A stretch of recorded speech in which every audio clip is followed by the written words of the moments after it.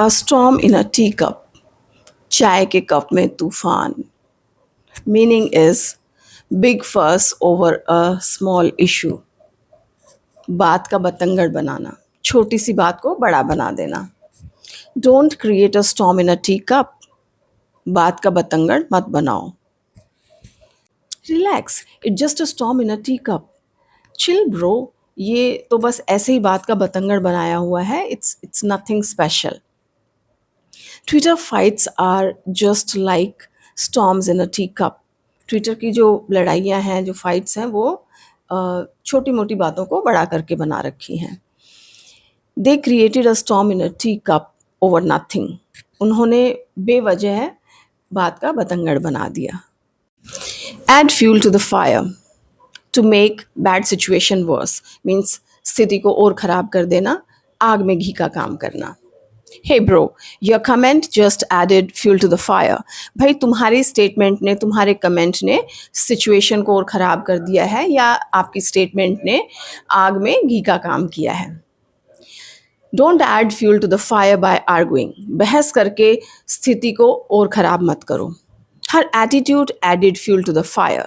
उसके व्यवहार ने या उसके एटीट्यूड ने सिचुएशन को या बात को बिगाड़ दिया या ख़राब कर दिया. Don't post this meme now, you will add fuel to the fire. इस मीम को अभी पोस्ट मत करो, इससे स्थिति और बिगड़ जाएगी, बात बिगड़ जाएगी. या कह सकते हैं कि आप ये मीम अभी पोस्ट करेंगे तो ये आग में घी का काम करेगा. Beating around the bush means to avoid addressing the main topic, और you can say instead of getting straight to the point, a person speaks in a roundabout, vague or evasive manner. Means बात को घुमा फिरा के करना. Stop beating around the bush. Speak clearly. बातों को घुमाना बंद करो, सीधा कहो. Why are you beating around the bush? Just say it. तुम बातों को क्यों घुमा रहे हो? सीधा कहो. He kept beating around the bush in the interview. वो इंटरव्यू में बातों को घुमाता रहा. Call it a day. Meaning is stop working, काम खत्म करना. After 3 assignments, finally we called it a day. 3 assignments पूरे करने के बाद फाइनली हमने काम को बंद किया. Too much drama for one day, let's call it a day. बस आज के लिए ड्रामा काफ़ी है, काम ख़त्म करते हैं. I am tired, let's call it a day. मैं बहुत थक गई हूँ, चलो काम को बंद करते हैं. Let's call it a day, चलो काम ख़त्म करते हैं. Selling in the same boat, एक ही नाव में सवार होना, means having the same situation. Well, bro, we are sailing in the same boat before exam. भाई, एग्ज़ाम से पहले हम सबके एक जैसे ही हाल हैं. Don't worry, we are sailing in the same boat. चिंता मत करो, हमारे एक जैसे से हालात हैं. The whole class is sailing in the same boat. पूरी क्लास के एक जैसे हाल हैं, यानी पूरी क्लास की एक जैसी सिचुएशन है. Miss the boat means अवसर गंवा देना, मौका गंवा देना. Lose the opportunity.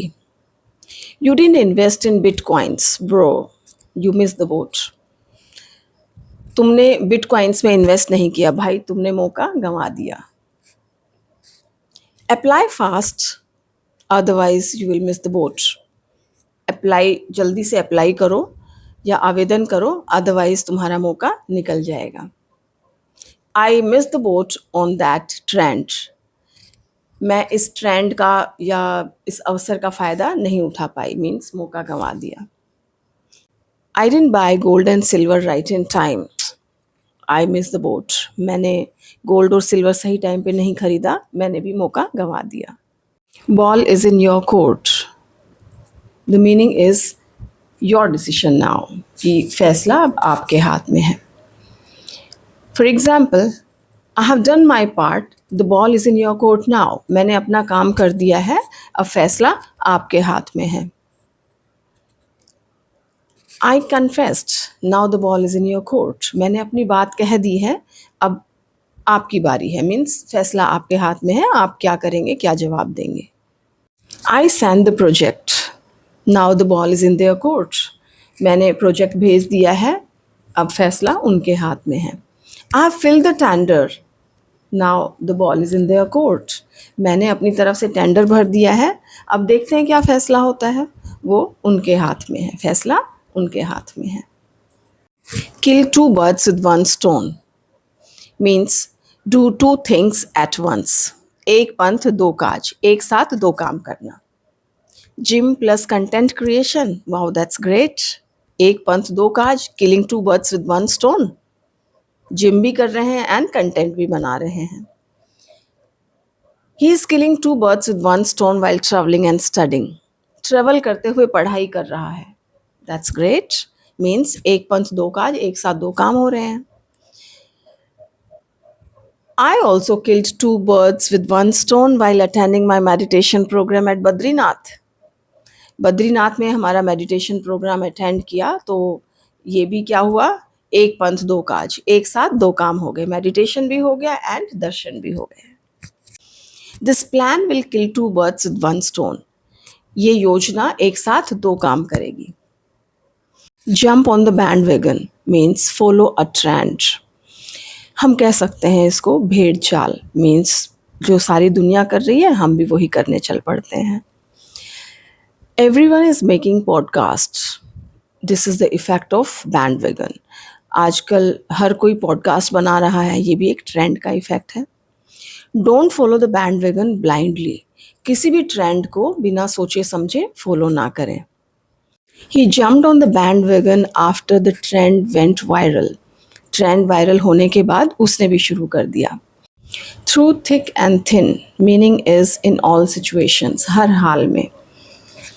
I will support you through thick and thin, मैं हर परिस्थिति में तुम्हारा साथ दूंगी। They stayed together through thick and thin, वो हर हाल में साथ रहे। She stood by him through thick and thin, उसने हर परिस्थिति में उसका साथ दिया। Hold your horses, what could be the meaning, very interesting. क्या लगता है सुन के, होल्ड योर हॉर्सेस, अपने घोड़ों को पकड़ना। Here the meaning is be patient, wait, यानी कि धैर्य रखना, सब्र रखना। कीप होल्डिंग योर हॉर्सेस, सब्र बनाए रखना। Hold your horses, I am just coming, थोड़ा सा सब्र रखो, मैं अभी आ रहा हूँ। Your mummy is out and you have some good ideas in your mind or something good to share. So you can say, Mama, please come soon. I can't hold my horses. आप जल्दी आओ, मुझसे सब्र नहीं हो रहा। You are in the meeting and you have some good ideas to share.